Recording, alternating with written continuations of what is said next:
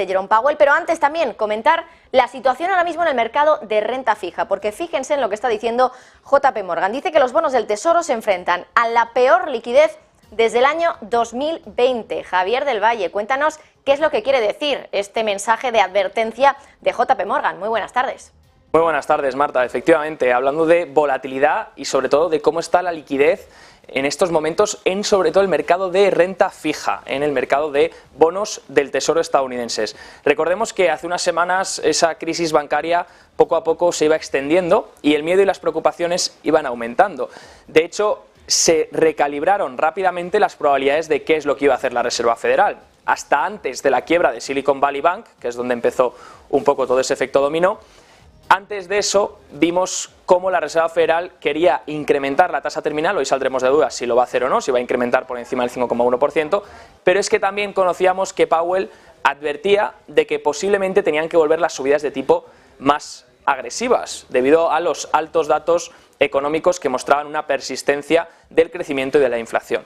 Después tuvimos esta crisis bancaria, donde poco a poco la liquidez se fue mermando y el estrés financiero también incrementó al endurecerse las condiciones financieras de los diferentes bancos. Dentro de todo eso tenemos que entender que entonces la curva de tipos, que estaba invertida, porque simplemente teníamos los intereses de la parte corta muy altos con respecto a los intereses de la parte larga, descontando que en estos momentos es normal que los intereses a corto plazo estén altos porque la Fed está subiendo tipos y que cuando pase el tiempo eso irá corrigiendo y los tipos de interés están en un nivel más reducido. Ahora bien, en cuanto ocurrió lo del tema bancario, vimos rápidamente que esa curva poco a poco se desinvertía rápidamente, porque tuvimos una caída muy drástica en los intereses de la parte corta. Por dos motivos. Lo primero, porque se especuló sobre el hecho de que Powell ahora no podrá subir en grandes magnitudes y o tendrá que estar cerca de la pausa o subir en pequeñas magnitudes. Y por otro lado también, que esta es la opción que más sentido tendría, es por la demanda de colateral de los bancos. Recordemos que para entrar en los mercados de financiación, sobre todo en el mercado repo, necesitas colateral de calidad. Y el colateral de calidad que aceptan las diferentes instituciones y entidades financieras para darte liquidez, para darte un préstamo, son sobre todo las letras del Tesoro con vencimientos a corto plazo, como pueden ser 4 u 8 semanas. De hecho, para dar un ejemplo de esto, en la última subasta de letras del Tesoro de 4 y 8 semanas, el 5% de los pujantes aceptaron un 0% de rentabilidad. ¿Cómo puede ser que dentro de un escenario en el que la rentabilidad de los tipos a corto plazo está por encima del 4,5%, estés aceptando un 0% de rentabilidad por prestar dinero al gobierno durante 4 y 8 semanas, por esa demanda de colateral? Todo esto lo que acaba haciendo es que haya mucha volatilidad en el mercado de bonos.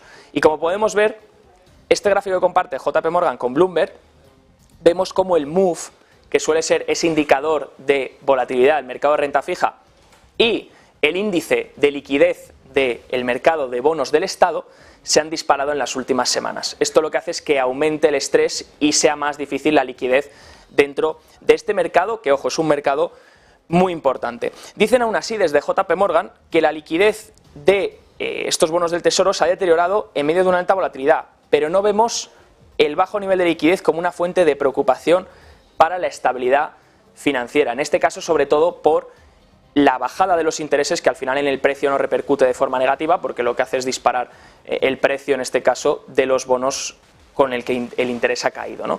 Sin embargo, si fuese al revés, si el interés estuviese subiendo muy rápido, en vez de bajando muy rápido, ahí sí afectaría a muchos fondos de pensiones, un estilo de lo que ocurrió, por ejemplo, en Inglaterra, porque el precio del bono iría en nuestra contra. Aún así, un mercado a vigilar, el mercado de bonos del Tesoro, la volatilidad incrementando, una volatilidad que no se ha trasladado al mercado de renta variable y veremos si acaba trasladándose, Marta.